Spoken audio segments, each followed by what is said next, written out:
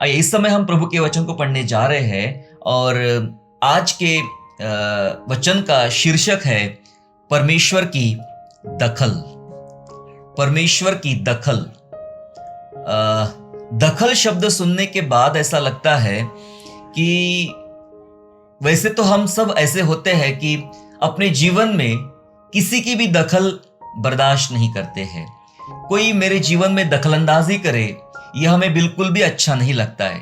कोई मेरे जीवन के बीच में आए, मेरे फैमिली के बीच में आए, मेरे विश्वास के बीच में आए, ये हम कभी बर्दाश्त नहीं करते हैं।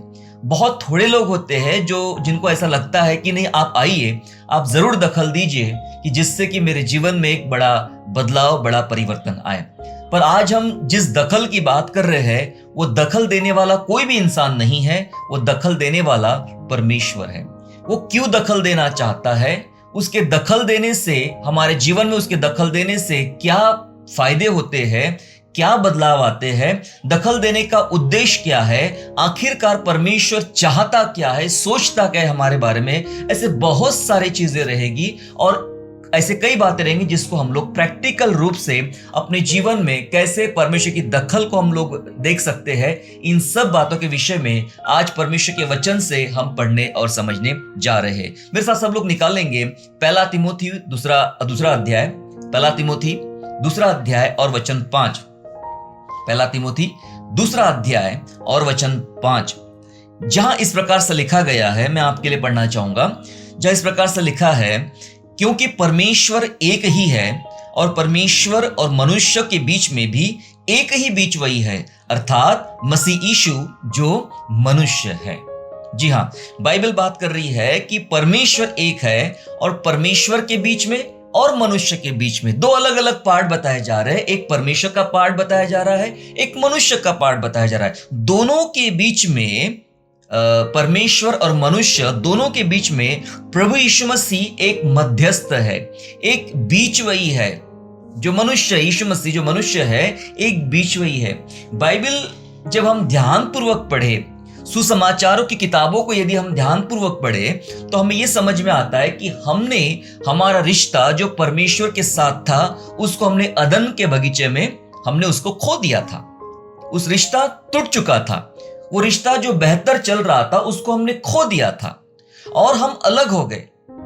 मनुष्य अलग हो गया, परमेश्वर अलग हो गया। दोनों के रिश्तों में एक दूरियां आ गई, या ऐसा कह दे कि हमने अपने परमेश्वर के रिश्ते में हमने दूरियां ले लिया। हम उससे अलग हो गए थे और दूर रहना, अपने मर्जी से रहना हमने शुरू कर दिया था। अब ये दो व्यक्ति यानी परमेश्वर और मनुष्य, इनके बीच एक व्यक्ति दखल दे रहा है। एक व्यक्ति दखल दे रहा है और उसकी दखल के द्वारा टूटा हुआ रिश्ता जुड़ रहा है। जी हां, परमेश्वर और मनुष्य दोनों अलग हो चुके थे, क्योंकि मनुष्य, ऐसा कहना चाहिए ठीक नहीं रहेगा, ऐसा कहना चाहिए कि मनुष्य ने पाप किया, इस कारण मनुष्य परमेश्वर से अलग हो गया था। मनुष्य परमेश्वर से अलग हो गया था। अब दोनों का जो इस रिश्ते के बीच में बीचवई बनकर आया है, मध्यस्थ बनकर आया है, और वो है हमारा प्रभु यीशु मसीह। प्रभु यीशु मसीह एक ऐसा बीचवई है जिसने दखल दिया, परमेश्वर और मनुष्य के बीच में दखल दिया। जो रिश्ता टूट गया था, वापस उस रिश्ते को, परमेश्वर के साथ जो रिश्ता टूटा था, उस रिश्ते को प्रभु यीशु मसीह ने उस रिश्ते को जोड़ दिया कलवरी क्रूस पर अपना प्राण देने के द्वारा, और हमें सुसमाचार के द्वारा नया जन्म दिया और हम बचा लिए गए। और उसके द्वारा जो रिश्ता हम खो चुके थे, हमेशा हमेशा के लिए खो चुके थे, वो रिश्ता वापस मिला, वापस जुड़ा, क्योंकि यीशु मसीह ने दखल दिया, है ना। बीच में कौन आया? यीशु मसीह आया। आसमान के नीचे और जमीन के ऊपर कोई भी नाम नहीं है, एक ही नाम दिया गया जिसके द्वारा हमारा उद्धार होता है, और वो परमेश्वर की दखल है और यीशु मसीह ने दखल दिया। इस कारण हमारा टूटा हुआ रिश्ता भी परमेश्वर के साथ जुड़ गया है।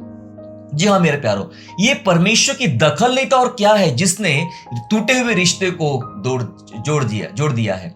बाइबल बात करती, धन्य है वे जो मेल मिलाप कराते हैं, धन्य है वे जो मेल मिलाप कराते हैं। प्रभु यीशु मसीह उसीलिए आया कि परमेश्वर और मनुष्य का मेल मिलाप करे। उसने दखल दिया हमारे जीवन में। अगर एक वचन और पढ़े तो वहां पर भी उसकी दखल हमें समझ में आती है। यूहन्ना रचित सुसमाचार अध्याय 19, यूहन्ना रचित सुसमाचार अध्याय 19 और वचन 18 को हम देखेंगे। यूहन्ना रचित सुसमाचार अध्याय 19 और वचन 18 में इस प्रकार लिखा है। ये उस समय की बात है जब प्रभु यीशु मसीह को क्रूस पर चढ़ाने के लिए गुलगुत्ता नामक पहाड़ी पर ले जाया गया। क्या हुआ यहाँ पर, मैं आपके लिए पढ़ता हूं 18 वचन। वहां लिखा है, वहां उन्होंने उसे और उसके साथ और 2 मनुष्य को क्रूस पर चढ़ाया, एक को इधर एक को उधर और बीच में यीशु को। जब हम बाइबल को पढ़े तो समझ में आता है कि यीशु के मृत्यु को लेकर तकरीबन सारी घटनाएं पहले से ही तय थी। परमेश्वर के पास पहले से ही तय थी कि क्या होगा, कैसे होगा, कब होगा, किस प्रकार होगा। ये सारा वर्णन पुराने नियम में लिखा गया है और बहुत सी बातें खुद यीशु मसीह ने भी अपने मुंह से बताई थी कि मेरे साथ ऐसा ऐसा होगा। सारी बातें लिखी, गधे पर बैठना, क्रूस पर चढ़ाया जाना, हड्डियों का ना तोड़ा जाना, ऐसे बहुत सारी बातें लिखी गई है प्रभु यीशु मसीह के बारे में। और मुझे ऐसा लगता है कि ये जो 2 चोर वहां पे लगे हुए हैं, 2 डाकू जो है ना, दो मनुष्य जो है, उनके बारे में बाइबल बात करती है कि ये 2 चोर थे या डाकू थे। उन दोनों के बीच में यीशु मसीह को ले जाया गया। सोचने वाली बात है, यीशु मसीह को एक अलग हिस्से में ले जाया जा सकता था क्योंकि उसके पीछे आने वाली बहुत भीड़ थी। प्रभु यीशु मसीह उस समय बहुत पॉपुलर थे। उसके मित्र लोग और उसके विरोधी लोग दोनों मिला के काफी बड़ी भीड़ थी। उनको मैनेज कैसे करेंगे, कोई विशेष अलग स्थान पे उसको ले जाया जा सकता था, अलग स्थान पे उसको चढ़ाया जा सकता था, लेकिन ऐसा नहीं हुआ। उन्होंने जो किया, दरअसल ये परमेश्वर की योजना के अंतर्गत था। परमेश्वर की योजना के अंतर्गत था कि प्रभु यीशु मसीह को इन 2 चोरों के बीच में, इन डाकुओं के बीच में चढ़ाया जाए, क्रूस पे चढ़ाया जाए, इनको लटकाया जाए। ऐसा लिखा है, एक को इधर और एक को उधर और बीच में यीशु मसीह को टंगाया गया, बीच में यीशु मसीह को क्रूस पे चढ़ाया गया। आखिरकार बीच में क्यों यीशु मसीह आया? यहां पर भी दखल हो रही है। पता है यहां दखल क्या हो रही है? यहां दखल हो रही है 2 स्वभावों के बीच में। यहां यीशु मसीह के आजू बाजू में 2 अलग अलग स्वभाव है।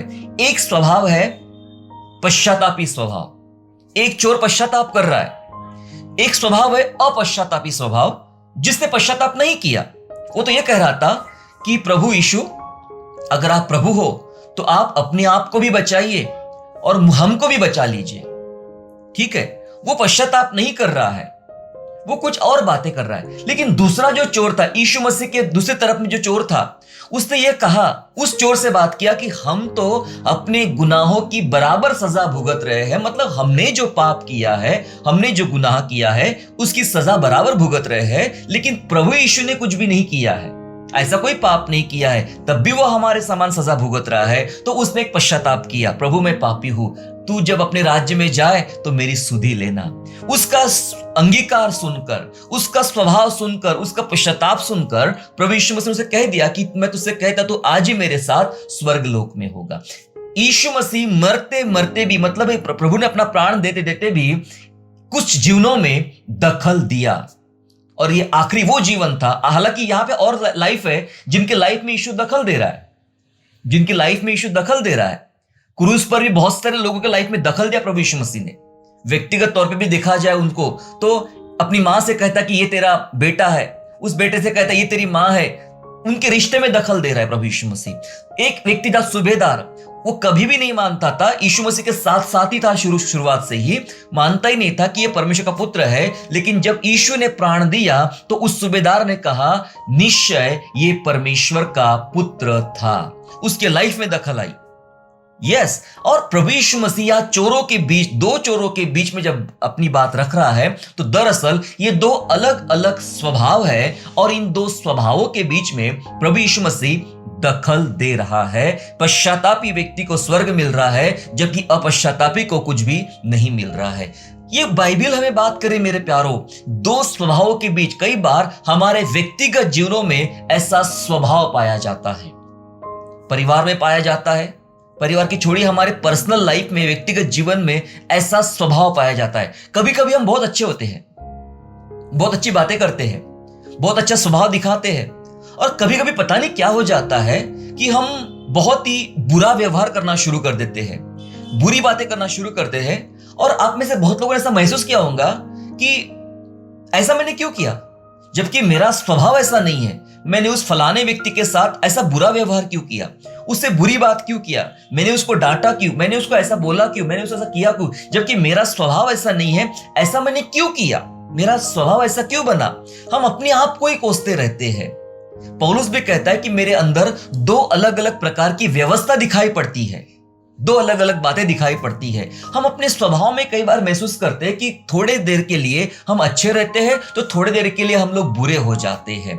ये दो स्वभाव हमारे जीवन में चलते हैं और ऐसे स्वभाव के कारण हम अंदरूनी रूप से काफी परेशान रहते हैं। हमें चाहिए कि हम प्रभु से निवेदन करें, प्रभु मेरे स्वभाव में आप उतरिए, मेरे स्वभाव में आप उतरिए, और ताकि जो सही स्वभाव है, जो वचन के अनुसार स्वभाव है, उस स्वभाव को आप आशीषित कीजिए। क्योंकि मैं तो नहीं कर पा रहा हूं, ये बुरा स्वभाव, जो बुरी व्यवस्था जो मेरे जीवन में दिखाई जाती है, उन व्यवस्था को मैं निकाल नहीं पा रहा हूं, उन व्यवस्था को मैं हटा नहीं पा रहा हूं, उस पर मैं जय नहीं प्राप्त कर पा रहा हूं। परमेश्वर पिता आइए मेरे जीवन में मेरी मदद कीजिए, ताकि अच्छे स्वभाव जो आपने मेरे अंदर निर्माण किया है पवित्र आत्मा के द्वारा, उसको मैं बढ़ा सकूं।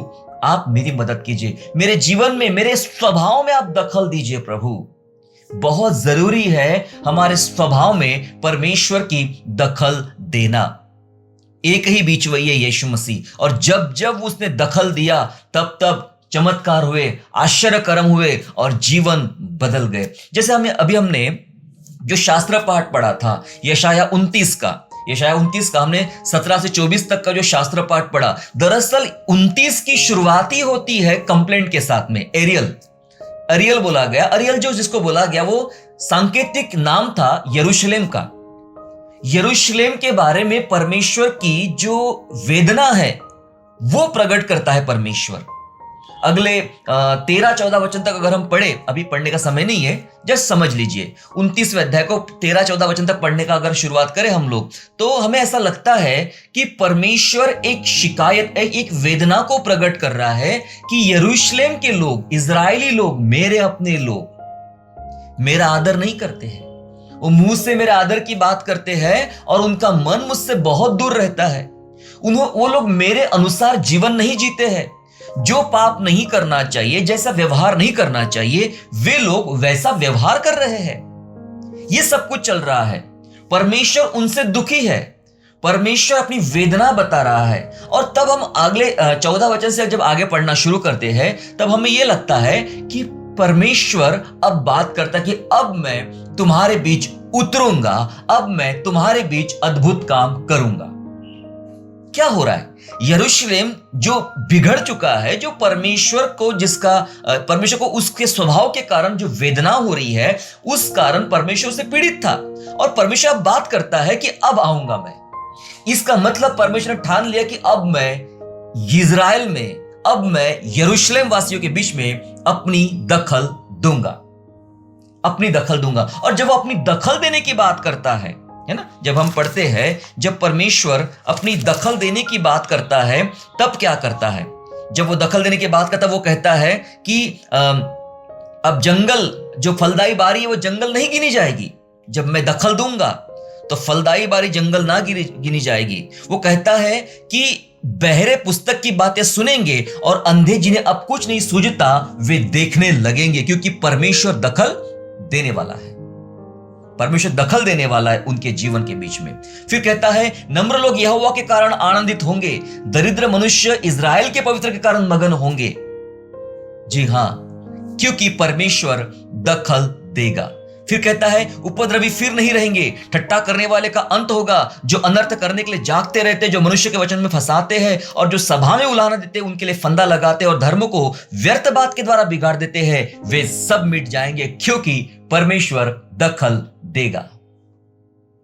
यस, ये जो बात कर रहा है परमेश्वर यरूशलेम के विषय में, और दरअसल ये भविष्यवाणी प्रभु यीशु मसीह के समय में प्रभु ने पूर्ण किया था, परमेश्वर ने पूर्ण किया था, है ना। फिर आगे लिखा है, इस कारण इब्राहिम का छुड़ाने वाला यहोवा याकूब के घराने के विषय में यो कहता है, याकूब को फिर लज्जित होना न पड़ेगा, उसका मुख फिर नीचा नहीं होगा। क्यों? क्योंकि परमेश्वर दखल दे रहा है, देने वाला है। जी हाँ, आगे लिखा है 23 वचन में, क्योंकि जब उसके संतान मेरा काम देखेंगे जो मैं उसके बीच में करूंगा, तब वे मेरे नाम को पवित्र ठहराएंगे, वे याकूब के पवित्र को पवित्र मानेंगे और इज़राइल के परमेश्वर का अति भय मानेंगे, क्योंकि अब तक नहीं मान रहे थे, लेकिन जब परमेश्वर दखल देगा तो वे भय मानेंगे। फिर लास्ट कहता है वचन में, उस समय जिनका मन भटका हो वे बुद्धि प्राप्त करेंगे और जो कुड़कुड़ाते हैं वो शिक्षा ग्रहण करेंगे। क्यों? क्योंकि परमेश्वर दखल देने वाला है। हालेलुया।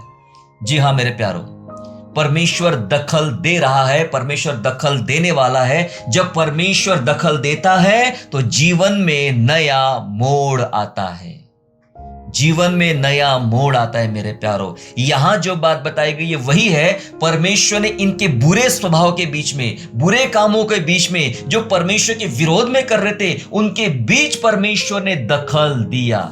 इस कारण इनके जीवन में एक नया मोड़ आया, यरूशलेम में, इज़राइल में एक नया मोड़ आया। यही बात को लेकर आज मैं आपके सम्मुख आया हूं कि हमें परमेश्वर को चाहिए कि हमें परमेश्वर को कहे, प्रभु आप आइए और मेरे जीवन में आप दखल दीजिए, अनुमति दीजिए परमेश्वर को अनुमति दीजिए कि वो आए और हमारे जीवन में दखल दे। वैसे हम किसी की दखल बर्दाश्त नहीं करते, किसी की दखल को हम पसंद नहीं करते, लेकिन क्या आप जानते हैं, जब तक परमेश्वर दखल ना दे हमारा जीवन टूटा रहता है। जब तक परमेश्वर दखल ना दे हम रोते ही रहते हैं, हम पीड़ाओं में रहते। किसी को सुधारा नहीं जा सकता है, किसी को समझाया नहीं जा सकता है, किसी को बनाया नहीं जा सकता जब तक खुद परमेश्वर ना करे, खुद परमेश्वर दखल ना दे। आज ऐसे कई सारी चीजें हो रही है जिसके लिए हमें प्रार्थना करने की जरूरत है, और वो दखल वाली प्रार्थना करने की जरूरत है। पिछले दिनों में जब छत्तीसगढ़ में, आपके छत्तीसगढ़ में जब तकलीफें चली, विरोध की बातें चली, विरोध तेजी से बढ़ रहा था, लोग तकलीफ में आ रहे थे, क्या करना चाहिए इस समय में हमें? हम विरोधियों को समझाने जाएंगे, वो शायद हमारी बात नहीं सुनेंगे। उनके पास हम पर लगाने के लिए बहुत सारे आरोप है, बहुत सारी चीजें हैं। हम स्पष्टीकरण देंगे कि हम ये नहीं करते, हम वो नहीं करते, हमारा अच्छा काम है, ये नहीं है, वो नहीं है, तब भी उनको नहीं मानना है। ऐसे समय में क्या करना चाहिए? ऐसे समय में हमें ये प्रार्थना करना चाहिए, प्रभु आइए आप दखल दीजिए, आप दखल दीजिए। मेरे से तो नहीं हो रहा है, मुझसे नहीं समझाना हो रहा है, मुझसे नहीं बताना हो रहा है, परमेश्वर आप आइए और आप दखल दीजिए। क्योंकि कुछ ऐसे मामले होते हैं जो मामले सिर्फ और सिर्फ परमेश्वर ही हल कर सकता है, उसे हल नहीं किया जा सकता दूसरे किसी व्यक्ति के द्वारा। यस, अगर हम पौलुस की बात करें, शाऊल की बात करें, तो शाऊल इतना एजुकेटेड था, इतना पढ़ा लिखा था, वो फरीसी था, वो यहूदी था, वो ज्ञानी था, गवर्नमेंट से बात करता था, गवर्नमेंट की परमिशन लेकर कलीसिया को सताने के लिए योजना बना रहा था। मुझे लगता है कि इस शाऊल को सिखाने समझाने के लिए बहुत लोगों ने प्रयास भी किए होंगे, इसको बनाने के लिए, इसको सुसमाचार सुनाने के लिए कई लोगों ने प्रयास भी किए होंगे। लेकिन शायद शाऊल इतना कट्टर हो चुका था कि उसके जीवन में कोई परिवर्तन नहीं आ पा रहा था। आखिरकार स्वयं यीशु मसीह को ही दखल देना पड़ा इस मामले में। किसने बात किया शाऊल से? किसी भी इवेंजलिस्ट ने बात नहीं किया। 12 चेलों में से किसी चेले ने उससे बात नहीं किया, क्योंकि शायद पौलुस का ज्ञान, पौलुस का अनुभव और पौलुस का शिक्षा बहुत हाई था, बहुत ऊंचा था, और इस कारण कोई सामने खड़े नहीं रह सकता था। इस कारण स्वयं यीशु को बात करना पड़ा, हे शाऊल तू मुझे क्यों सता रहा है? सभी केस में ऐसा नहीं हुआ, सभी केस में ऐसा नहीं हुआ, लेकिन शाऊल की एक स्पेशल केस है जिसके अंदर खुद यीशु मसीह ने दखल दिया। वो डर गया, हे प्रभु तू कौन है? उसने कहा मैं यीशु हूं जिसे तू सता रहा है। बस यीशु के ये शब्द ने शाऊल को पौल बना दिया, शाऊल का जिंदगी बदल दिया। वो यीशु मसीह ने दखल दिया उसके जीवन में। आज हमें ऐसी प्रार्थना की जरूरत है मेरे प्यारो, प्रभु मुझसे तो नहीं हो रहा है, मेरे परिवार से नहीं हो रहा है, मेरे अगुओं से नहीं हो रहा है, लेकिन मैं तुझसे प्रार्थना करता हूं, अगर तू चाहे तू उतर जाए, तू अगर दखल देना शुरू कर दे तो परिस्थितियां बदल सकती है। तू दखल देना शुरू कर दे तो चीजें बदलना शुरू हो सकती है। परमेश्वर की दखल होना हमारे लिए बहुत जरूरी है मेरे प्यारो। आइए अपने जीवनों में हम परमेश्वर की दखल मांगे, परमेश्वर को अनुमति दे कि आइए, रोकिए मत उसको। मैं बताना चाहता, वो अपने आप नहीं आता है, उसे अलाउ करना पड़ता है, परमिशन देना पड़ता है, तब वह एक्टिव तरीके से आपके जीवन में काम करता है ना?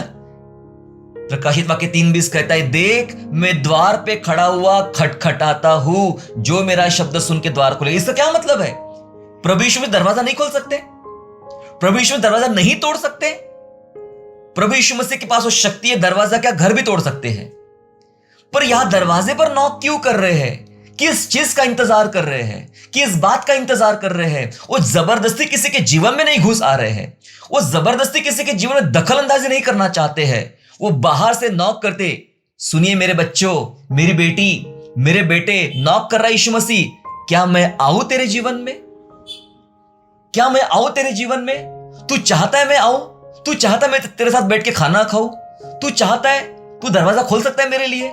देख मैं द्वार पे खड़ा हुआ खटखटाता हूं। जब द्वार खोलेगे, जो कोई मेरा शब्द सुन के द्वार खोलता, मतलब प्रभु रुका रहता है जब तक हम द्वार नहीं खोलते हैं। अगर द्वार नहीं खोलेंगे तो वो दूसरों के पास चला जाएगा। जो दरवाजा खोलने को तैयार है, परमेश्वर उसके पास आएगा। कलीसिया से परमेश्वर बात करता है, कलीसिया के भीतर परमेश्वर आना चाहता है, लेकिन एक शर्त पर। क्या आप अलाउ करते हैं उसको अपने जीवन में आने के लिए? आप मोबाइल फोन में कोई भी एप्लीकेशन जब इंस्टॉल करते हो, तो इंस्टॉल करने के बाद, क्योंकि ये उदाहरण सबको समझ में आता है इसलिए बता रहा हूं, इंस्टॉल करने के बाद जब वो उसको ओपन करना है, उसको चलना है, एक्टिव होना है, तब वो बहुत सारे परमिशन मांगता है और हमें अलाउ करना पड़ता है। मैं आपके कॉन्टेक्ट्स पढ़ूं क्या? तो अलाउ करना पड़ता है। मैं आपके मैसेजेस पढ़ सकता हूं क्या? अलाउ करना पड़ता है। मैं आपका कैमरा यूज कर सकता हूं क्या? अलाउ करना पड़ता है। यदि आप उसको अलाउ नहीं करते हैं, है ना, डिनाई करते हैं, तो ऐप काम नहीं करता है। उस ऐप को जो आपने अपने मोबाइल फोन में इंस्टॉल किया है, यदि उसके कंडीशन जो रखता है उसको आप अलाउ नहीं करते हैं, तो वो ऐप आपके मोबाइल फोन में इंस्टॉल है जरूर, पर काम नहीं करता है। ये ऐसे ही जब तक यीशु हमारे साथ तो है, यीशु हमारे घर में है, यीशु हमारे फैमिली में है, लेकिन क्या आप उसको एक्टिवेट होने के लिए अलाउ करते हो? आप कहते हो, प्रभु जी मेरी नहीं पर आपकी मर्जी पूरी कीजिए, मेरी नहीं पर आपकी मर्जी कीजिए पूरी। अब मैं आपको अलाउ करता हूं, मैं आपको अनुमति देता हूं, परमेश्वर आप आइए और जैसा आपको ठीक लगे वैसा मेरे जीवन में आप बदलाव लाना शुरू कर दीजिए। मैं एक खाली बर्तन के समान हूं प्रभु, तुम्हें जो चाहिए बनाइए। कभी आपकी इच्छा हो तो घड़ा बना दीजिए, कभी आपकी इच्छा है तो किसी घोड़े की प्रतिमा बना दीजिए, जैसा आपकी मर्जी प्रभु। कोई ग्लास बना दीजिए, आपकी मर्जी, जैसा आप चाहे प्रभु, मैं तैयार हूं। यदि कलीसिया आज इस बात के लिए तैयार है कि मेरे जीवन में परमेश्वर दखल दे, तो सचमुच प्रभु दखल देगा। और जब वो दखल देगा तो उसकी दखल इतनी जबरदस्त रहेगी कि हमारा जीवन आज जिस आत्मिक लेवल पर चल रहा है, कई ऊंचा रहेगा वो आत्मिक लेवल, कई ऊंची समझ रहेगी हमारी आत्मा की। रिश्तों में जो प्रॉब्लम फेस कर रहे हैं, फैमिली में प्रॉब्लम फेस कर रहे हैं, बिजनेस में प्रॉब्लम फेस कर रहे हैं, नौकरी में प्रॉब्लम फेस कर रहे हैं, अपने आसपास से प्रॉब्लम फेस कर रहे हैं, नहीं समझ में आ रहा, कुछ नहीं हो रहा है, कुछ नहीं हो रहा है, डॉक्टर कुछ नहीं कर पा रहे, एडवोकेट कुछ नहीं कर पा रहे, साइंस कुछ नहीं कर पा रहा, पुलिस कुछ कर नहीं पा रही है, नो प्रॉब्लम। आइए परमेश्वर को अलाउ करें, आइए प्रभु आप ही दखल दीजिए। और परमेश्वर दखल देना शुरू करेगा तो एक चमत्कार लाएगा, एक परिवर्तन लाएगा।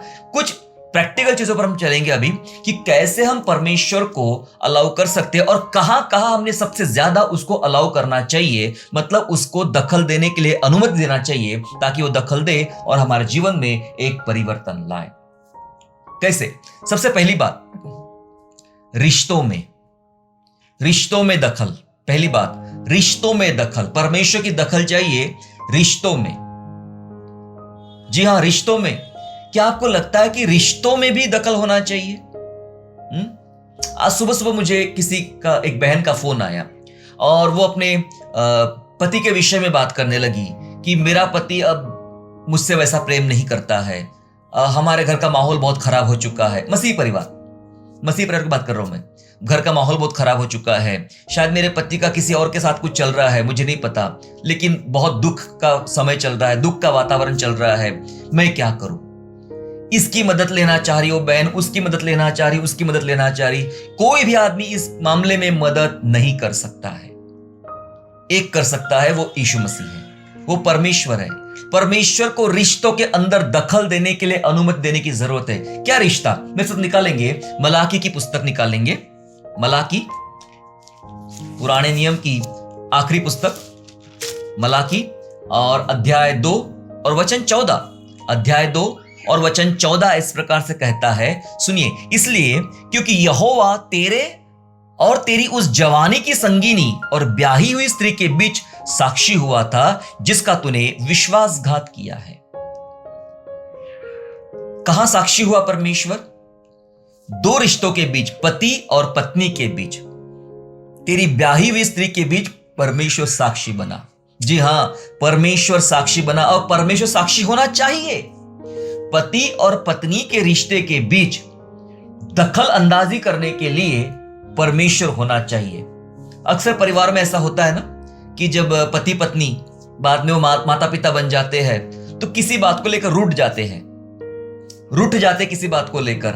पत्नी पति से बात नहीं करती, पति पत्नी से बात नहीं करता है, तो रूठे रहते हैं। अब बात तो करना है घर में, है ना? तो छोटे छोटे बच्चे, नन्हे मुन्ने बच्चे घर में रहते हैं, है ना? रिंकी, पिंकी, चिंकू, पिंटू, बबलू, इस टाइप के बच्चे होते हैं। तो बात करती मम्मी, कुछ करना है, खाना पक चुका है, मम्मी बात करती है। जो पहले पत्नी थी अभी मम्मी बन गई है। बबलू, पापा से कहो खाना लग गया है, खाना है तो खा ले वरना ना खाए। तो पापा बात करते उधर से, बबलू मम्मी को बता दे मैं खाना खा के आया हूं। एक ही घर में बैठे हैं, कन्वर्सेशन चल रहा है, पर कोई मीडिएटर है उनके बीच में। फिर मम्मी बोलती, बबलू तेरे पापा को पूछ ले, जब तुमको खाना ही नहीं था तो मुझे बताया क्यों? दोपहर से खाना पकाते बैठी यहां पे, इतना मेहनत किया। मैं आज मेरी सहेली के साथ बाहर जाती थी खाना खाने के लिए। तो पापा कहते, बबलू अपनी मम्मी को बता दे, मेरी मर्जी, मुझे जब खाना होगा खाऊंगा, नहीं खाना होगा नहीं खाऊंगा। कन्वर्सेशन चल रहा है, वो दोनों बात नहीं कर रहे आपस में, एक मीडिएटर को रखा है। वो बेचारा बबलू फुटबॉल सामान, कभी इधर आता कभी उधर आता, कभी वो कुछ भी नहीं बोलता। वो सिर्फ मम्मी के पास आता, मम्मी सुन लेती है, पापा के पास आता, पापा सुन लेते हैं। वो बोलता कुछ भी नहीं, क्योंकि सब आपस में सुन रहे हैं, एक तीसरे व्यक्ति के द्वारा बात की जा रही है। चलो ठीक है कि आपकी शादी हो गई, आपके संतान बच्चे हो गए, तो बच्चों के जरिए मामला सुलझाने का प्रयास कर रहे, लेकिन बच्चे नहीं हुए तो, बच्चे घर में ना रहे तो उस समय कौन बात करेगा? कोई तो चाहिए मीडिएटर, जो ये इस मसलों को सुलझाए, प्रॉब्लम को सुलझाए।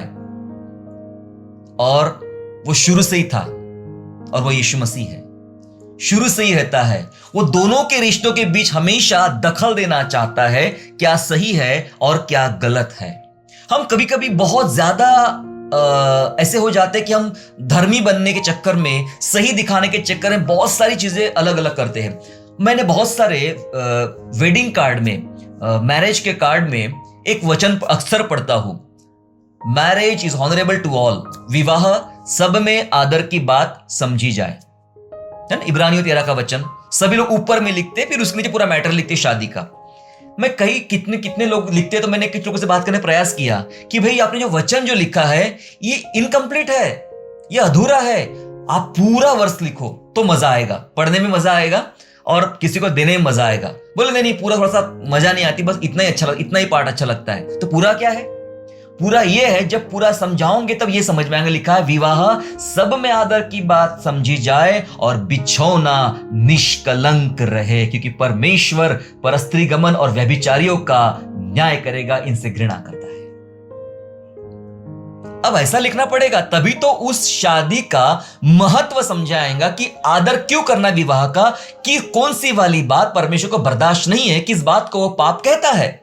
जी हां, ये तब से था परमेश्वर शादी के बीच में। यह लिखा है, मैं तेरे और तेरे जवानी की पत्नी के बीच में मैं साक्षी हुआ था, जिसका तूने विश्वासघात किया है। पति पत्नी के रिश्तों में परमेश्वर की दखल होना चाहिए। अगर परमेश्वर की दखल ना हो तो ये जो रिश्ता कभी कभी रूठ जाना चलता है, छोटा मोटा चलता है, लेकिन कभी कभी ये इतना बड़ा उग्र रूप ले लेता है कि जिसका परिणाम बहुत ही भयंकर और बहुत खराब हो जाता है। बहुत सारे पति पत्नी देश में जल रहे हैं, मतलब तड़प रहे हैं, पीड़ाओं में, अपने रिश्ते को लेकर पीड़ाओं में परेशान है, कोर्ट में जाके देखिए, फैमिली कोर्ट में जाके देखिए, पति पत्नी खड़े हैं अपने रिश्तों को सुलझाने के लिए, तीसरे व्यक्ति के पास जा रहे, अदालत में जा रहे, जज के पास जा रहे, वकील के पास जा रहे कि भाई हमारा मामला सुलझा दो। मैं कहता हूं, यदि परमेश्वर को अपने जीवन में आप अलाउ करें, अपने रिश्ते में अलाउ करें, पति पत्नी के रिश्ते में अलाउ करे,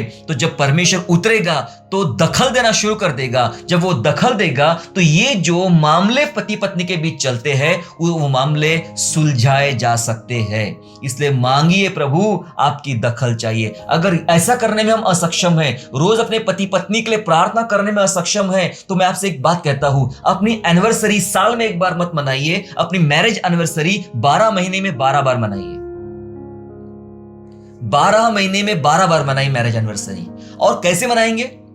कोई जरूरत नहीं सबको बुलाने की, कोई जरूरत नहीं केक काटने की, कोई जरूरत नहीं बहुत अच्छा खाना पकाने की, जो घर में उसी में बना लेंगे। लेकिन एक चीज जरूर कीजिए जो आपने शादी के समय की थी। कौन सी? एक प्रतिज्ञा।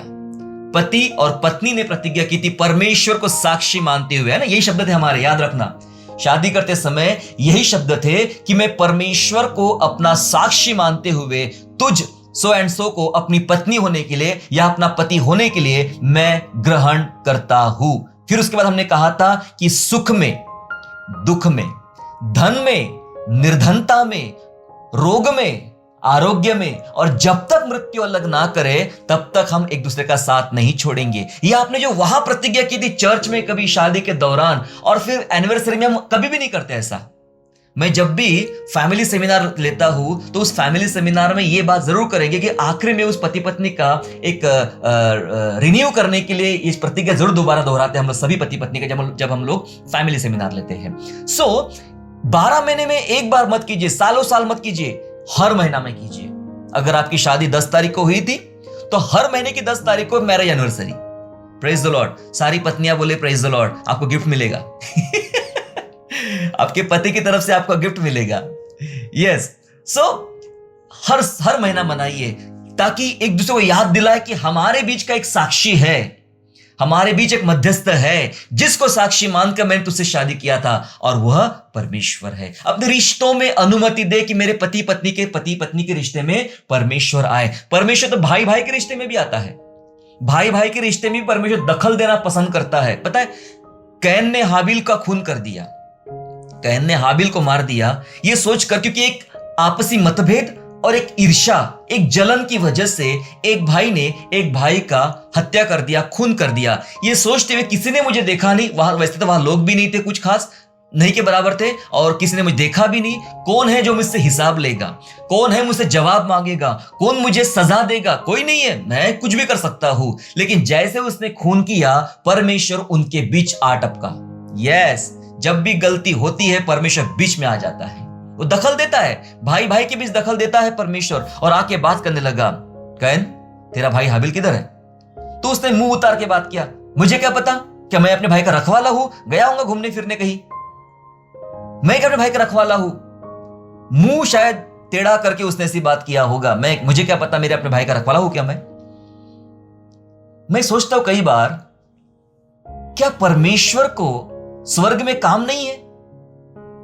इतना बिजी परमेश्वर, रात और दिन काम है, वो सब छोड़ के एक रिश्ते में, कैन और हाबिल के रिश्ते में उतर आया। तब मुझे समझ में आया कि प्रभु कितना महान है, कितना दयालु है, कितना समझ रखता है हमारे विषय में, कितना प्रेम करता है हमसे। एक एक व्यक्ति पर वो दृष्टि करता है, एक एक, है ना? जब आप प्रार्थना करते हो, हमें लगता हमारी प्रार्थनाएं ऊपर जा रही है। कैसा प्रभु सुनता होगा? जब आप एरोप्लेन में बैठते हो और जब आपका प्लेन टेक ऑफ होता है और चढ़ना शुरू कर देता है, तो आप धीरे धीरे देखते हो कि बड़े बड़े मकान छोटे छोटे होना शुरू हो जाते हैं।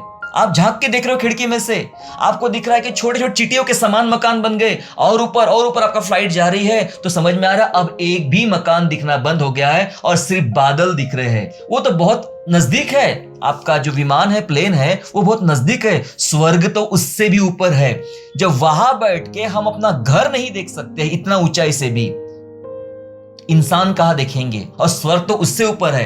तो इतने ऊपर से परमेश्वर कैसे देखता होगा, एक एक व्यक्ति का रिकॉर्ड हिसाब कैसे रखता होगा। ये तो उसकी महानता। इतना बड़ा परमेश्वर है हमारा, इतना दयालु, इतना बड़ा परमेश्वर है कि एक एक रिश्ता, एक एक घटना, एक एक व्यक्ति पर अपना ध्यान देता है। और वो आया, कैन और हाबिल का पूछने आया और कहा तूने अपने भाई का मर्डर किया है, इस कारण उसका लहू जमीन में से, भूमि में से दोहाई दे रहा है। न्याय करना पड़ा, यीशु को, परमेश्वर को आना पड़ा, न्याय करना पड़ा दो भाइयों के बीच में। यस, ये दो भाइयों का रिश्ता था, इसमें परमेश्वर ने दखल दिया और वहां न्याय को लाया। मेरे प्यारो, पति पत्नी का रिश्ते में ही दखल की जरूरत नहीं है, भाई भाई के रिश्ते में भी प्रभु से प्रार्थना करे, प्रभु आइए आप दखल दीजिए, आप दखल। दुनिया में बहुत बड़े बड़े भाई या छोटे छोटे भाई, वो सब में दखल की जरूरत है। आज बहुत सारे घरों में, बहुत सारे बिजनेस में, बहुत सारे फैमिली में ये प्रॉब्लम चल रहे हैं, क्योंकि वे लोग परमेश्वर को दखल देने के लिए अपने घर में नहीं बुला रहे। सिर्फ भाई भाई नहीं, भाई बहन के रिश्ते में भी दखल देता है परमेश्वर। पति पत्नी ही नहीं, भाई भाई नहीं, भाई बहन के रिश्ते में भी परमेश्वर दखल देता है। मूसा और मूसा की बहन मरियम, गिनती 12 में हम देखते हैं, जब मूसा ने कुशी स्त्री से ब्याह कर लिया तो बहुत गुस्सा किया मरियम ने, उसकी बहन थी, बहुत गुस्सा किया। और गुस्सा करने के बाद सेकंड वर्स ऐसा कहता है, क्या परमेश्वर सिर्फ मूसा से ही बात करता है क्या, हमसे बात नहीं करता है? वो थोड़ा घमंड आ गया था, थोड़ा घमंड आ गया कि भाई क्या प्रभु सिर्फ मूसा से ही बात करता है, हमसे बात नहीं करता है, हमसे बात नहीं करता? ऐसा बोली और परमेश्वर को उनके बीच में आना पड़ा। वाह, कितना सुंदर परमेश्वर हमारा, जिन रिश्तों में जहां वो समस्या देखता है वहां वो उतर आता है। क्या आपके रिश्तों में ऐसा चल रहा है? भाई भाई का रिश्ता, पति पत्नी का रिश्ता, भाई बहन का रिश्ता, उसमें कुछ प्रॉब्लम चल रहा है, आओ प्रभु को कहे, आओ प्रभु मेरे लाइफ में, मेरे भाई बहन के लाइफ में, भाई भाई के लाइफ में, पति पत्नी के जीवन में आप दखल दीजिए। और परमेश्वर ने दखल दिया। मूसा और मरियम के बीच में परमेश्वर आया और सबको बाहर निकाला। बोले एक तरफ आइए, और बात करने लगा, मेरा दास मूसा इतना नम्र है, मैं उससे आमने सामने बात करता हूं, है ना? और तुम्हारी ऐसी हिम्मत कि मेरे दास के विरोध में ऐसी बातें किया। यस, परमेश्वर ने दखल दिया। मरियम जहां गलत थी उसको करेक्ट किया, सजा मिली उसको थोड़े टाइम के लिए, लेकिन करेक्ट किया। क्या करना चाहिए? यस, रिश्तों में परमेश्वर की दखल होना बहुत जरूरी है मेरे प्यारों। जो लोग आज अपने रिश्तों में, फैमिली में, सास में, बहू में, बेटे में, दामाद में, फैमिली मेंबर्स में प्रॉब्लम महसूस कर रहे हैं, एक जरूरत है हमें, और वो जरूरत है, हे प्रभु आप आइए और आप दखल दीजिए। मैं आपकी सुनूंगा, वो आपकी सुनेंगे।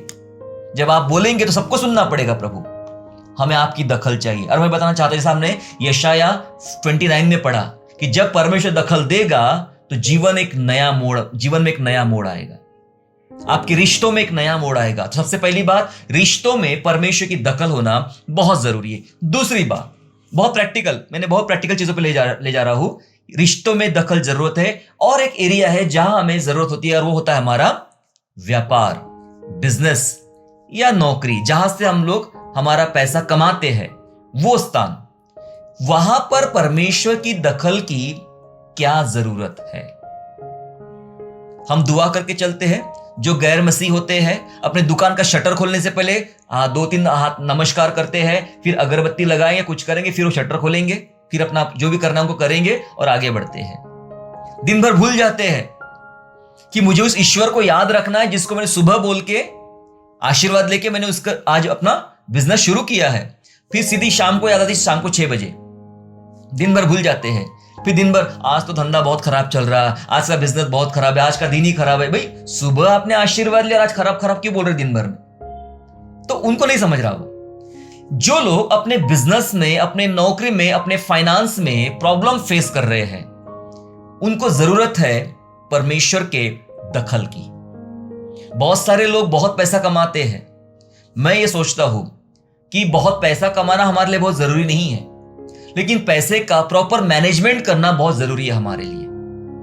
हम 2 दिन का एक सेमिनार लेते हैं, बिब्लिकल इकोनॉमिक्स, केवल फाइनेंस के ऊपर में, सिर्फ finance, how to handle your finance, management के बारे में, इन्वेस्टमेंट के बारे में, अर्निंग के बारे में, सेविंग के बारे में, गिविंग के बारे में, बहुत सारे टॉपिक उसके अंदर होते हैं। 2 दिन का हम सेमिनार लेते हैं। क्योंकि मुझे ये लगता है कि ये ऐसा विषय है जिसको लोगों को, कलीसिया को प्रॉपर तौर पे समझना हमारे लिए बहुत जरूरी है। जी हाँ, फाइनेंस। कई बार ऐसा लगता है लोगों को कि मैं पैसों का मालिक हूं। गलत है, हम मालिक नहीं है, हम भंडारी, हम मैनेजर है। हमें तो जवाब देना है परमेश्वर को, मैंने पैसा कहाँ कितना खर्चा किया। मेरे पड़ोस में एक व्यक्ति रहते थे जिनकी सैलरी बहुत सारा पैसा, मतलब बहुत बड़ा हैंडसम अमाउंट उनको मिलता है सैलरी का, काफी बड़ा, पति पत्नी है, लेकिन उसके बावजूद भी उनको पैसा नहीं पुरता है। नहीं पुरता है, केवल पति पत्नी है तब भी पैसा नहीं पुरता है। और महीने की आखिरी तारीख में किसी ना किसी मित्र के पास जाकर कहेंगे, भाई साहब 2000 उधार दे दीजिए, 5000 उधार दे दीजिए। भाई आपको 1,00,000 रुपए महीना मिलता है और आप 2000 5000 रुपए किसी से उधार मांगते हो, क्या प्रॉब्लम है? बच्चे भी नहीं है, खर्चे भी नहीं है आपको, आप पति पत्नी हो, प्रॉब्लम कहां है? प्रॉब्लम मैनेजमेंट में है। आपके फाइनेंस में इश्यू की दखल होना बहुत जरूरी है। बिजनेस में, नौकरी में इश्यू की दखल होना बहुत जरूरी है। जब वो दखल करेगा तो आपका बिजनेस लेवल कुछ और रहेगा, आपका फाइनेंस लेवल कुछ और रहेगा, आपका मैनेजमेंट, फाइनेंशियल मैनेजमेंट कुछ और रहेगा। परमेश्वर की दखल चाहिए। किसके बिजनेस में प्रभु यीशु ने दखल दिया था? याद है आपको? किसके बिजनेस में? वो उसका बिजनेस नहीं था तब भी दखल दिया था। याद आ रहा आपको? जी हाँ, मुझे याद आ रहा है ना, आप सबको याद आ रहा है। वो था पतरस। वो था पतरस। लूका रचित सुसमाचार अध्याय 5 निकाल लेंगे। लूका रचित सुसमाचार अध्याय 5 और वचन 4, 5, 6, 3 वचन पढ़ेंगे। 5वां अध्याय का 4, 5 और 6 लूका का। देखिए, जब वह बातें कर चुका तो शमौन से कहा, गहरे में ले चल। शमौन से कहा, गहरे में ले चल और मछलियां पकड़ने के लिए अपना जाल डालो। यीशु मसीह जो बढ़ई का बेटा है, मनुष्य का पुत्र, बढ़ई का बेटा है, और वो एक मछुआरे से बात करता है कि अपना जाल गहरे में ले चल, मछलियां पकड़ने के लिए जाल डाल। सुनिए, शमौन ने उत्तर दिया, हे स्वामी, हमने सारी रात मेहनत की और कुछ नहीं पकड़ा। सारी रात मेहनत की, कुछ नहीं पकड़ा। यीशु मसीह एक बढ़ई के घर में पैदा हुए और बात कर रहे हैं एक मछुआरे से। पता है, मेरे पिताजी भी कारपेंटर थे, मैं भी बढ़ई का बेटा हूं। बहुत ही उच्च दर्जे के कारपेंटर थे वो, और मुझे कारपेंटर की कुछ कुछ बातें पता है, याद है, समझ सकता हूं। पर अगर कोई मुझे पूछे कि मछुआरों के विषय में बात करो, मछुआरों को कुछ सजेशन दो, उनको आइडियाज दो। बीच में मुझे एक समुद्र पे पास जाने का मौका मिला और वहां मैं कुछ मछुआरों को देख रहा हूं। तो मछुआरों को देखने के बाद ऐसा लगा कि ये किस प्रकार से काम करते हैं, क्या टेक्निक इस्तेमाल करते हैं लोग। हमें तो देखते रहना पड़ता है किस प्रकार की टेक्निक इस्तेमाल करते हैं। अक्सर मछुआरे रात को मछलियां पकड़ते हैं। ये तो दिन का समय चल रहा है, सुबह का समय चल रहा है। रात भर जो उसको बिजनेस करना था, अपना काम करना था, पतरस वो काम कर चुका, लेकिन सक्सेस नहीं मिला उसके काम में। वो फेल हो गया, वो निराश है, अपना जाल धो रहा है, घर लौटने की तैयारी कर रहा है। आज उसे कुछ नहीं मिला, क्योंकि उसने ऐसा ही कहा 5वें वचन में। शमौन ने उत्तर दिया कि हे स्वामी, हमने सारी रात मेहनत की और कुछ नहीं पकड़ा, तो भी तेरे कहने से जाल डालूंगा। क्योंकि यीशु मसीह आ गया है पतरस के बिजनेस में दखल अंदाजी करने के लिए। क्या सचमुच चर्च चाहता है कि प्रभु यीशु मेरे बिजनेस में दखल दे? क्या सचमुच चर्च चाहता है कि परमेश्वर मेरे नौकरी में दखल दे, मेरे फाइनेंस में दखल दे? हम क्या करते? प्रभु, आपका जो हिस्सा है दशमांश, वो निकाल के मैं दे दिया, वो आपको दे दिया, अभी जो जितना बचा है वो मेरा है। मैं अपने तरीके से जीऊंगा, मैं अपने तरीके से खर्चा करूंगा। नहीं, उल्टा सोच रहे हम लोग। हम जो देते उस पर परमेश्वर की नजर नहीं होती है, हम जो रखते हैं उस पर परमेश्वर की नजर होती है। हालेलुया। पता है कैसे? एक उदाहरण है बाइबल में। जब एक गरीब स्त्री, विधवा, दिन भर के 2 दमड़ी, उसने जब मंदिर के लिए दान इकट्ठा किया जा रहा था तो उसे दिन भर की सारी कमाई डाल दिया। क्यों? प्रभु यीशु मसीह ने उस महिला की तारीफ किया और बाकी सबको डांट दिया। किसी ने कहा ज्यादा नहीं दे सकती? यीशु ने कहा, मैं तुमसे कहता हूं, तुमने अपनी बढ़ोतरी में से दिया है, तुम्हारे पास बहुत बचा हुआ है। आपके पास 50 लाख की प्रॉपर्टी है और उसमें से आपने 50,000 रुपया दिया है, तो बहुत बचा है आपके पास में। इसलिए प्रभु उनसे संतुष्ट नहीं था। लेकिन इस महिला ने पूरे दिन की मजदूरी 2 दमड़ी जो थी वो डाल दिया है। डाल दिया है, अब उसके पास कुछ नहीं बचा है, इसलिए सबसे ज्यादा उसने डाला है वो धन्य। मतलब प्रभु की नजर किस बात पर है? जो दिया गया उस पर है या जो बच गया उसके ऊपर है? बच गया उसके ऊपर है ना, क्योंकि महिला के पास, उस गरीब स्त्री के पास कुछ भी नहीं बचा था और उस पर प्रभु की नजर थी, इसलिए उसको धन्य बोला। और 50,000 और लाख रुपए डालने वाले को प्रभु ने धन्य नहीं बोला। हम क्या सोचते हैं? प्रभु जो दशमांश दे दिया है, ऑफरिंग दे दिया है, वो आपका है, वो आप संभालो, क्या करना है। अब जो मेरा बचा है 90% मैं अपने तरीके से जीऊंगा। मुझे जहां खर्चा करना है, मुझे जहां खाना है, मुझे जहां पीना है, मुझे जो खरीदना है, मुझे घूमना है, वो मैं करूंगा, ये मेरा है। गलत सोच रहे, जो बचा है उसी पे ज्यादा नजर है परमेश्वर की। जो बचा है उसी पे नजर है। हम कैसा उसका इस्तेमाल करते हैं, परमेश्वर के भय के साथ कैसे चलते हैं। और शमौन पतरस की जब यह बात चल रही है, उसने कहा तब भी प्रभु हम तेरी मर्जी से जाल डालते हैं, तू कहता है। तो इसका मतलब प्रभु यीशु उसके लाइफ में दखल देना चाहता है और शमौन ने अलाउ किया। वो डिनाई कर सकता था, नहीं प्रभु आप तो बढ़ई के बेटे हो, और मछलियां रात को मिलती है, दिन में कहां मछलियां मिलती है? सब मछलियां छुप जाती है, रात को पकड़ में आती मछलियां, रात को ही मछुआरे मछलियां पकड़ देते। ऐसा आप क्यों करें? लेकिन शमौन पतरस ने प्रभु यीशु मसीह की दखल को बर्दाश्त किया, स्वीकार किया, अलाउ किया। ठीक है, आप कहते हो तो मैं जाल डालता हूं। 6वां वचन देखिए, जब उन्होंने ऐसा किया तो बहुत मछलियां घेर लाए और उनके जाल फटने लगे। यीशु ने जब दखल दिया तो चमत्कार हो गया। यीशु ने जब दखल दिया उनके बिजनेस में तो एक नया मोड़ आया बिजनेस में। इतनी मछलियां शायद शमौन पतरस ने अपनी जिंदगी में कभी देखी नहीं थी। जाल फटने लगे मतलब होता है कि जरूरत से ज्यादा मछलियां आ गई थी। दोस्तों को बुलाना पड़ा उनकी नाव लेकर, तुम भी भर लो यहां से। क्यों ऐसा हुआ? यीशु ने दखल दिया। आज बहुत सारे लोग अपने बिजनेस में, अपने फाइनेंस में बिल्कुल बर्दाश्त नहीं करते कि प्रभु कहे कुछ, प्रभु कहे कुछ, प्रभु समझाए कुछ, प्रभु कुछ करवाए मुझसे। कोई बर्दाश्त नहीं करता। कई लोग बस दुआ कर दो आप चले जाओ, प्रार्थना कर दो चले जाओ, बाकी सारा बिजनेस अपने तरीके से हम लोग करेंगे, अपने तरीके से हम संभालेंगे। नहीं, दरअसल हम विश्वासियों को चाहिए कि हमारी नौकरी करे चाहे बिजनेस करे, प्रभु आप बताइए ना मैं क्या करूं, आप दखल दीजिए ना।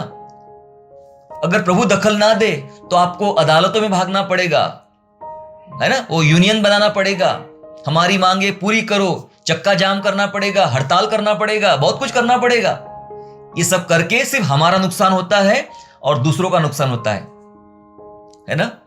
महाराष्ट्र, पिछले दिनों देखा मैंने कि महाराष्ट्र में कुछ एसटी ड्राइवर ने हड़ताल किया, उनकी कुछ मांग थी, और जब गवर्नमेंट ने उनकी मांग स्वीकार नहीं किया तो तकरीबन मैंने सुना एक दिन में कि 1300 ड्राइवर को निकाल दिया गया, काम से निकाल दिया गया सरकार ने, क्योंकि वो अपनी मांगे लेकर अपने हिसाब से लड़ने का प्रयास कर रहे थे और असफलता मिली।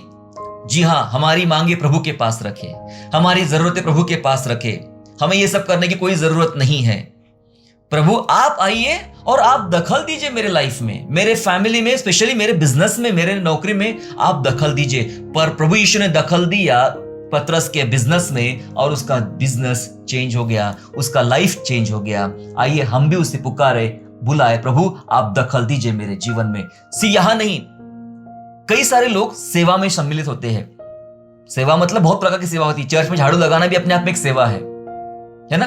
प्रचार करना, सेवा करना, इवेंजलिज्म करना, सुसमाचार प्रचार करना, गीत गाना, सेवकाई करना, पास्टर का काम निभाना, है ना। बहुत सारी जिम्मेदारी, अलग अलग एल्डर, डिकन, ये वो, और उसके अलावा संडे स्कूल, बहुत सारी जिम्मेदारी हमारे ऊपर में होती है। हम कहीं ना कहीं किसी ना किसी सेवकाई में इन्वॉल्व होते हैं।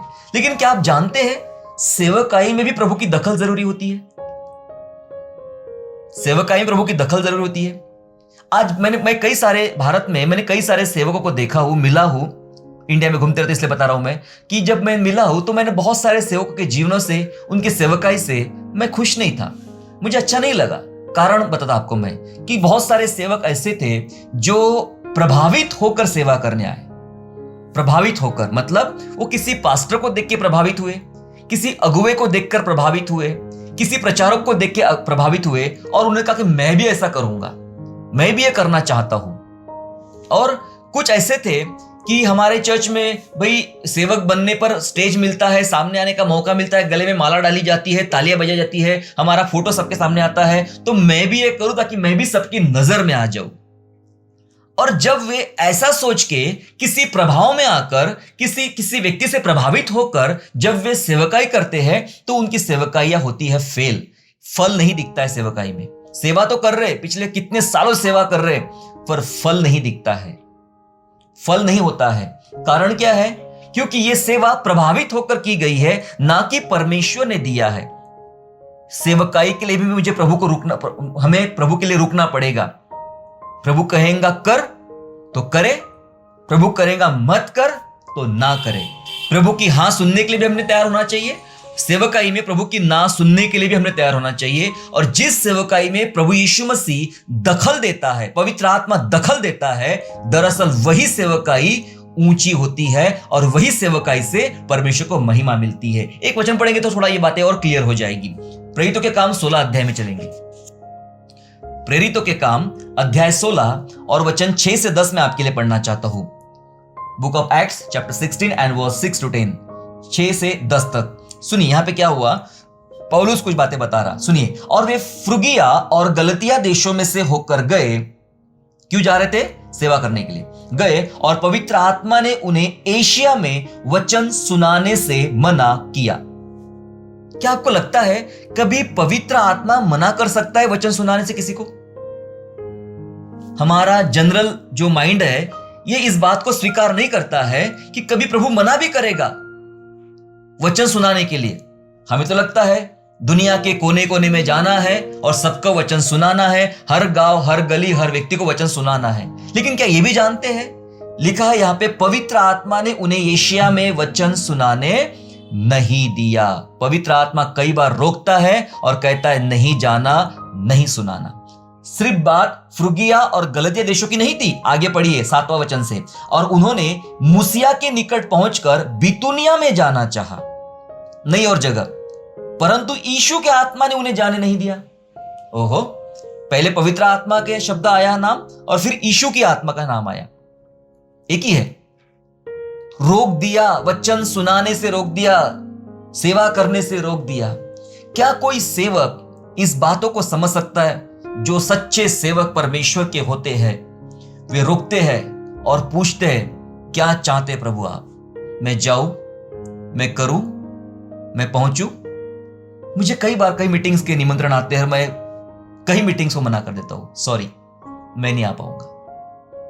पवित्र आत्मा बात करता है नहीं जाना, जरूरत नहीं वहां जाने की। सुनना है हमें उसकी बातें, नहीं तो चलो चलो चलो इनविटेशन आया, चलो वहां जाना है, वहां जाना है, वहां घूमने को मिलेगा, जाने को मिलेगा, इतनी भीड़ होगी। लोग सामने से कहते हैं आप आ रहे हैं सर, 10,000 का क्राउड रहेगा हमारे पास, 3,000 लोग रहेंगे। अरे भाई मैं तो एक के लिए भी आता हूं, मुझे हजारों तादाद की गिनती नहीं चाहिए, पर पवित्र आत्मा ने मुझे बोलना चाहिए। क्या सचमुच वो सुनने वाले लोग हैं, भूखे और प्यासे हैं, सुनना चाहते प्रभु का वचन, या फिर परंपराओं को निभाना चाहते हैं? मायने रखता है। या लिखा है वचन में वो अलग अलग देशों से गुजर रहे थे और वचन की सेवा करना चाह रहे थे, और 2 बार ऐसा हुआ कि पवित्र आत्मा ने उनको रोका, वचन सुनाने नहीं दिया, वहां सेवा करने उनको नहीं दिया। फिर आगे सुनिए 8वां वचन। सो मूसिया से होकर वे त्रोआस में आए और पौलुस ने रात को एक दर्शन देखा कि एक मकिदुनी पुरुष खड़ा हुआ, उससे विनती करके कहता है कि पार उतरकर मकिदुनिया में आ और हमारी सहायता कर। कैसे पहचाना पौलुस ने मकिदुनिया के आदमी है करके? क्योंकि मकिदुनिया वाले अलग एक पोशाक पहनते थे, है ना, पोशाकों से पहचान लिया कि ये वो देश का आदमी है करके, है ना, पोशाकों से उनकी पहचान थी। तो इसलिए 10वां वचन, उसके यह दर्शन देखते ही हमने तुरंत मकिदुनिया जाना चाहा, यह समझकर कि परमेश्वर ने हमें उन्हें सुसमाचार सुनाने के लिए बुलाया है। पवित्र आत्मा ने, परमेश्वर ने दर्शनों से बात किया। मकिदुनियाई एक व्यक्ति का चेहरा दिखाकर वो नदी के उस पर कहता हमारे पास आ, हमारी सेवा कर, वहां जाने दिया। परमेश्वर ने इन सेवकों को मकिदुनिया जाने दिया, लेकिन एशिया में, बितुनिया में, मुसिया में, फ्रुगिया में, गलतिया में उन्हें वचन प्रचार करने नहीं दिया। क्या हो रहा है यहां पर? पौलुस की इस सेवकाई में परमेश्वर की दखल चल रही है। परमेश्वर की दखल चल रही मेरे प्यारों। हम वही सीख रहे हैं आज। दखल चाहिए परमेश्वर की। क्या आप चाहते हो प्रभु? आज सेवका यह हो जाती है। क्यों हो जाती है? उनका बजट रहता है, कई ऑर्गेनाइजेशन का बजट रहता है कि हमें साल में 2 प्रोग्राम करना है, 3 प्रोग्राम करना है, 4 करना है, इसके लिए इतना बजट है, उसके लिए उतना बजट है। बजट है इसलिए प्रोग्राम करना है, कैलेंडर में लिखा है इसलिए प्रोग्राम करना है। क्या किसी ने पूछा क्या इस बार मेरे प्रभु की इच्छा है ये प्रोग्राम करने की? अगर जेब में फूटी कौड़ी भी ना रहे, अगर प्रभु की इच्छा रहे तो ये शानदार प्रोग्राम हो सकता है, शानदार प्रोग्राम हो सकता है। रुकना है। हमने हमारी प्लानिंग है इसलिए मुझे प्रोग्राम करने की जरूरत नहीं है, हमारे यहां की प्रथा है इसलिए करने की जरूरत नहीं है। रुकना है, क्योंकि कई बार प्रभु मना भी करता है। मुझे नहीं पता कितने लोगों ने मना की आवाज, नो, प्रभु की तरफ से नो सुना है। नो, यस, नो सुना है। प्रभु मना नहीं जाना, नहीं करना है, नो। पुराने, ये तो नया नियम की बात होगी, पुराने नियम में भी ऐसा ही होता था। अक्सर मैं दाऊद की सेवकाई को देखता हूं, दाऊद के कार्य को देखता हूं, तो दाऊद हमेशा रुकता था प्रभु से पूछने के लिए। उसके पास पता पूछने का तरीका था एपोद। एपोद के विषय में पता आपने सीखा होगा, जाना होगा। जबरदस्त स्टोरी है एपोद की। एपोद कैसा बनता है, क्या उसका रीजन था और कैसा उसका यूज होता था पुराने नियम में एपोद। तो एपोद एक वस्त्र तो धारण करने वाला आदमी आता था और वो धारण करके वो फैसला होता था उस बात का हाँ या उस बात का ना। कई बार दाऊद लड़ाई की तैयारी करता था और जाता प्रभु, एपोद पहन के पूछता था क्या करना है, जाना है लड़ाई में, जीतूंगा या हारूंगा? प्रभु बोलतेगा जा, तो जाता था और जीत कर आता था। और कई बार प्रभु ने रोका मत जा, तो रुक जाता था। एपोद को धारण करके वो सेवकाइयों को पूछते थे पुराने नियम से। अगर आप मूसा के बाद से अगर समझना शुरू करें तो एपोद का ज्यादा इस्तेमाल हुआ सेवकाई को जानने के लिए। वो एपोद था जो उनसे बात करता था या उनको जवाब देता था हाँ या ना का। आज हमारे पास पवित्र आत्मा है, प्रभु का दिया हुआ आत्मा, पवित्र आत्मा। पवित्र आत्मा हमसे बात करता है, हमें कई सेवकाई के लिए रोकता है और कई सेवकाई के लिए हाँ बोलता है। हमें उसको सुनना है। इसलिए हमें चाहिए प्रभु आप दखल दीजिए, आपकी क्या मर्जी है मेरी सेवकाई में। आखिरी बात पढ़ के समाप्त करेंगे हम लोग। हमारे निर्णयों में, डिसीजंस जो लेते हैं हम लोग, कोई भी बात का डिसीजन, चाहे जॉब का हो, नौकरी का हो, शादी ब्याह का हो, किसी काम का हो, जब हम निर्णय लेते हैं तो निर्णयों में भी परमेश्वर की दखल होना बहुत जरूरी है। निर्णय के भीतर प्रभु की दखल। कई बार हम अपने निर्णय लेते हैं और हमारे निर्णय प्रभु को पसंद नहीं होते हैं, इस कारण वो बार बार दखल देकर अपने निर्णयों पे हमें लाना चाहता है। योना को परमेश्वर ने एक बुलाहट दिया कि तुझे ये काम करना है, और योना ने अपना निर्णय लिया। प्रभु उसको नीनिवे भेजना चाहता है, वो नीनिवे जाना ही नहीं चाहता, वो तर्शीश को भाग जाना चाहता है और भाग गया। भागना चाहता क्या, भाग गया, अपना निर्णय लिया। लेकिन उसके निर्णय में परमेश्वर की मर्जी नहीं थी, इस कारण परमेश्वर को दखल देना पड़ा उसके निर्णयों में। प्रभु जब तक परमेश्वर का अपना निर्णय पूरा नहीं होता है, वो आपके निर्णयों को पूरा होने नहीं देगा, वो बार बार रोकेगा। और उसकी रुकावट को हमें प्रभु को धन्यवाद करना है। प्रभु तूने रोक दिया, थैंक यू लॉर्ड, तूने मुझे रोक दिया, जब तक प्रभु के निर्णय पूरे ना हो। इसलिए प्रभु ने वो जहाज में खड़ा कर दिया उसको, और वहां तूफान ला लिया और जहाज वालों ने उसको उठा के पानी में फेंक दिया। पहले से ही प्रभु ने ऑर्डर दिया था एक मछली को, बड़ी सी मछली को, तूने इसको निगल लेना है। इसने मेरा निर्णय पूरा नहीं किया, मेरे निर्णय पर नहीं चलाई, इसने अपना निर्णय पूरा करना चाहता है। मछली को भी लगा होगा रोज रोज मैं सड़ा गला खाना खाती हूँ, आज तो बढ़िया 60-70 किलो का एक बढ़िया वाला खाना मिलने वाला है। जैसे मुंह में डाला, परमेश्वर आगे जा, रुक, चबाने का नहीं है इसको चबाने का नहीं, इसको ऐसा ही रखना है। बेचारी मछली भी सोचती होंगी मुझे लगा पेट भर खाना आज मिलने वाला है, उसको क्या पता था कि आज से 3 दिन और 3 रात की फास्टिंग होने वाली है, क्योंकि किसी ने परमेश्वर के निर्णय का पालन नहीं किया है। मछली को भी रुक जाना पड़ा, दूसरा ना खाना खा पा रही होगी, 3 दिन 3 रात फास्टिंग किया, आखिर में एक किनारे पे जाके उगल दिया उसको, तब फ्री हो गई, तब जाके पेट भर खाना खाई होगी उसने, और तब योना को वापस नीनिवे को जाना पड़ा।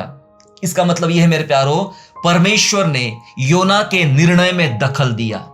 तेरा जो निर्णय है, तेरा निर्णय सही नहीं है, इसलिए मुश्किलों से भी गुजरने दिया, क्योंकि निर्णय तेरा सही नहीं। बहुत सारे लोग मुश्किलों से गुजरते हैं, शादी को लेकर निर्णय लेते हैं, मकान को लेकर निर्णय लेते हैं, नौकरी को लेकर निर्णय लेते हैं, किसी और बात को लेकर निर्णय लेते हैं और उसके बाद वे पछताते भी है, बहुत दुख भी उठाते।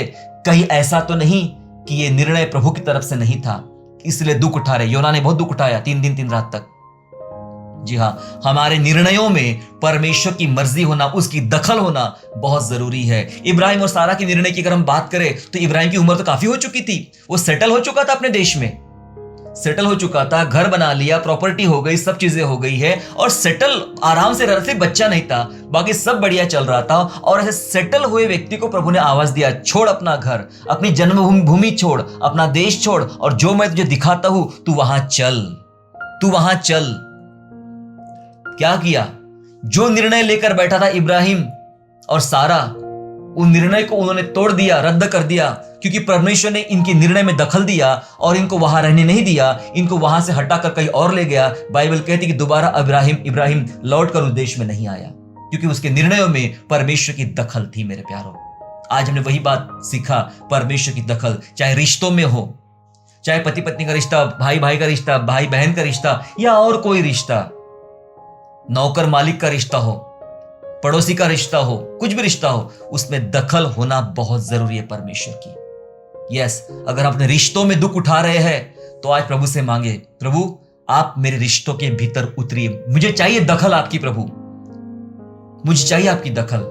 आप बिजनेस में, व्यापार में, नौकरी में प्रॉब्लम फेस कर रहे हैं, मांगे प्रभु मुझे आपकी दखल चाहिए मेरे बिजनेस में। दखल देगा तो आपका बिजनेस का लेवल कुछ और ही रहेगा, पहले से भी अधिक, जब प्रभु दखल देगा। सेवकाई में दखल मांगिए प्रभु की। जो भी हम सेवा करते, सेवा कोई कैसी भी रहे, महीने में या साल में एक बार करने वाली सेवा हो या हर दिन करने वाली सेवा हो, दखल तो चाहिए। प्रभु तेरी मर्जी क्या है? तू जाना भेजना चाहता है तो मैं जाऊंगा, रोकना चाहता है तो रुकूंगा। प्रभु की ना सुनने की भी आदत डालना है और प्रभु की हाँ सुनने की भी आदत डालना है। सेवकाई में उसकी दखल चाहिए मेरे प्यारों, तब हमारी सेवकाई सफल होगी। निर्णयों में प्रभु की दखल चाहिए मेरे प्यारों, तब हमारे निर्णय सफल होंगे। बहुत और बातें हैं पर समय खत्म हो चुका है। जी हाँ, कुल मिलाकर हमने एक बात सीखी कि मनुष्य और परमेश्वर के बीच में एक ही बीच वही है और वह है यीशु मसीह, जो मनुष्य का पुत्र है। वो दखल देगा तो यशाया 29 के अनुसार ऐसे ऐसे बदलाव आएंगे जब वो दखल देना शुरू कर देगा। मेरे प्यारों, अगर आज आप चाहते हो कि आपके जीवन में परमेश्वर दखल दे, अगर आज आप चाहते हो कि आपके व्यापार में प्रभु दखल दे, आपके रिश्तों में दखल दे, आपके सेवकाई में दखल दे, आपके निर्णयों में दखल दे, आपके व्यक्तिगत लाइफ में दखल दे, आपके बच्चों के जीवन में दखल दे परमेश्वर, पता है वो तब तक नहीं आता है जब तक हम अलाउ नहीं करते हैं। हम अपना दिल का दरवाजा खोलेंगे तभी तो आएगा, तभी तो बैठेगा, तभी तो काम करेगा। शमौन ने अलाउ किया, आओ मेरी नाव में और आप जो चाहेंगे वैसा करूंगा मैं, तब काम हुआ।